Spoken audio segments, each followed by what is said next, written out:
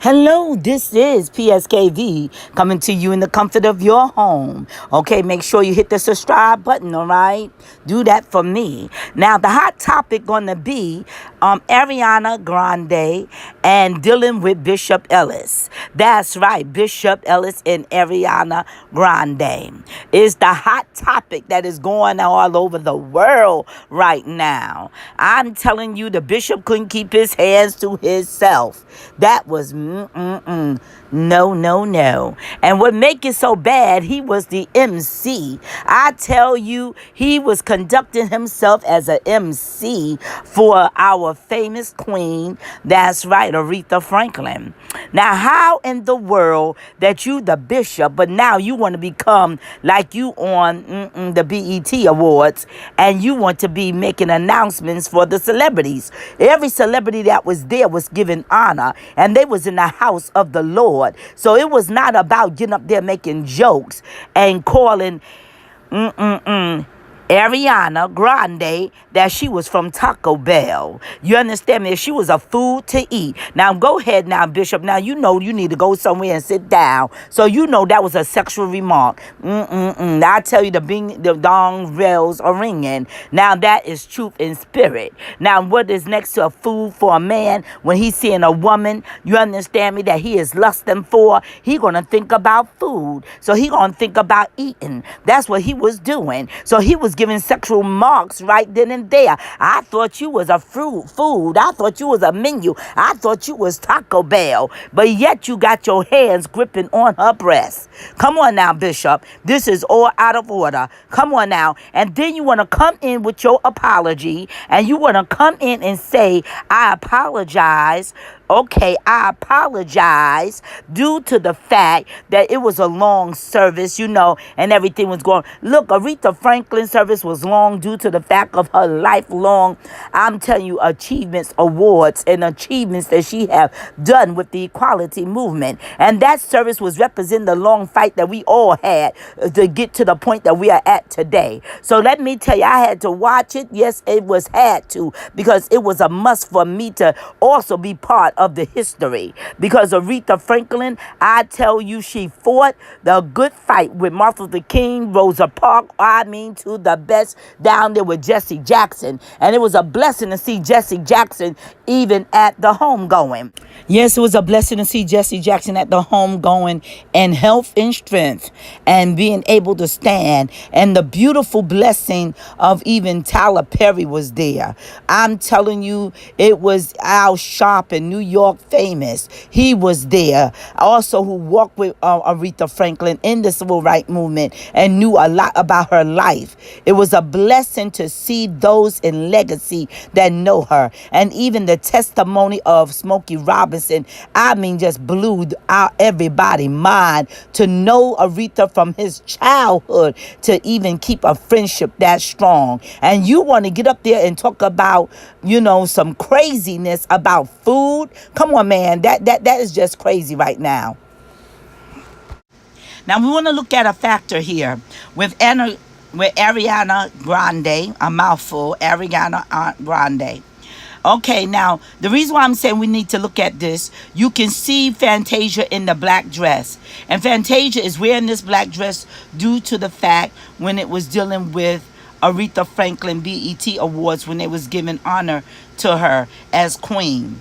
So now this is the dress that Fantasia wore. So now in the group of the team efforts of the coordinators that is dealing with with Grande, I'm going to just say Grande because I don't want to get tired while I'm talking. Now, Grande turns around with her group.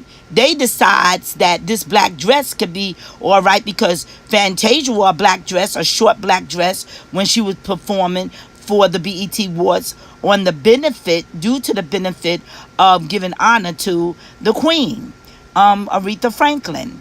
But one thing that was not looked at is the fact that this was a performance. This was not a homegoing.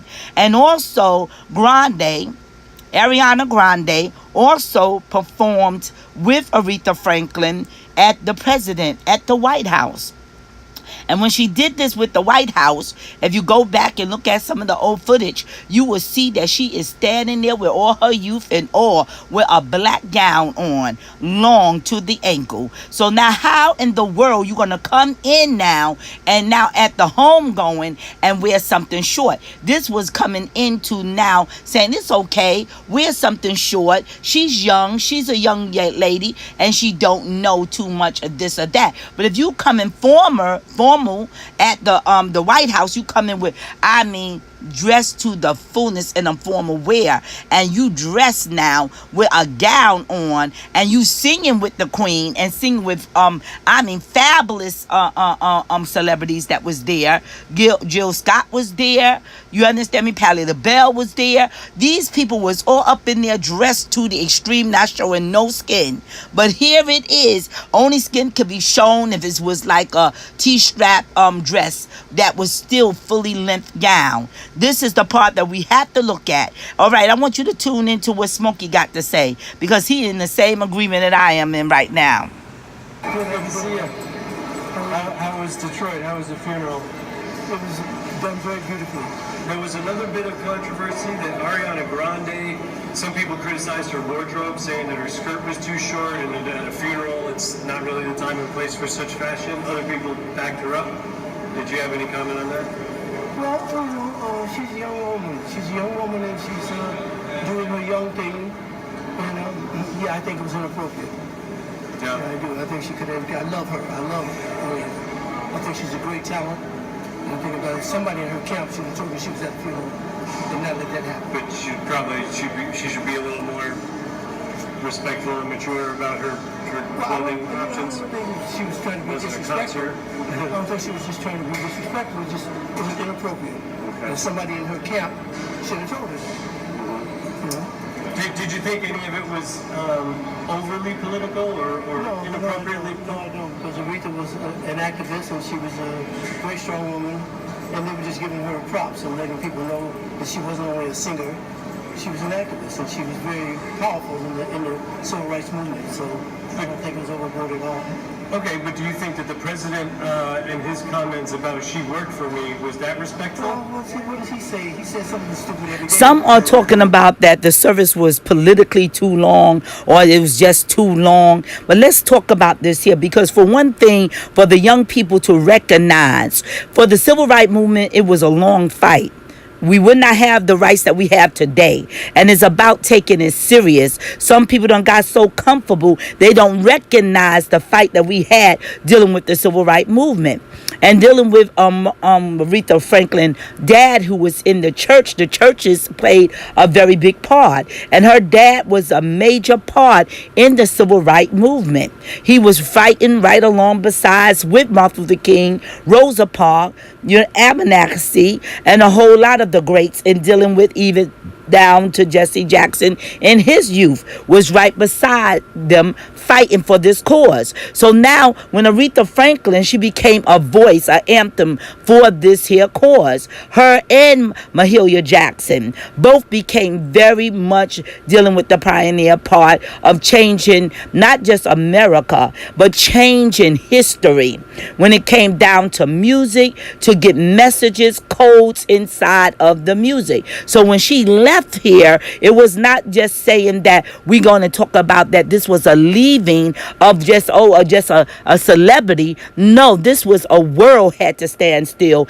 because this woman who became queen of gospel, queen of soul music, became one of the icons to bring the equality of music into her language to address different people around the world. And that music went around the world. And I tell you, brought church into a different order when it became R&B and then also gospel. It was a lot of controversy, but believe me, the controversy was nothing compared to the measurement of the fight of the civil rights movement. We would not have the rights we have today. I'm telling you, not just the civil rights movement, movement, but also the rights for the equality rights for women, for females to get paid equality, the equality of money. The equality mean for equality for everybody. That's what the equality movement was about, because even down to the females was being, mishandled. They was not being respected. So black men's, black women's, no matter who it was, they was getting, hosed down with fire hose. So she is one of those legacies that just left this world. The blood of my shaking on my side, because the tongue's coming out. And I tell you right then and there, Ellis could not allow a praise break to go out because he was full of lust. I have to say what I have to say. A praise break should have been more in depth than what it was. And each time the Holy Spirit was coming in to bring that praise, break in, here it was that it was shut down. It was a shutting down. And those that is Holy Ghost filled, they could feel it. Even down to, I could see Shirley Caesar even feeling that shunning. And that was from that spirit from Ellis trying to shut it down, controlling it, instead of coming in to know that this was more bigger than he could ever imagine. And all he was thinking about was his own back, dealing with history.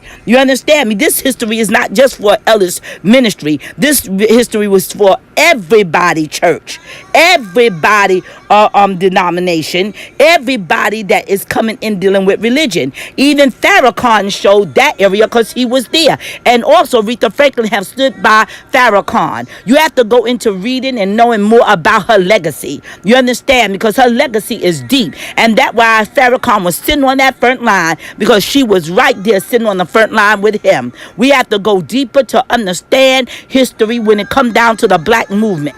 Aretha Franklin was a prodigy child.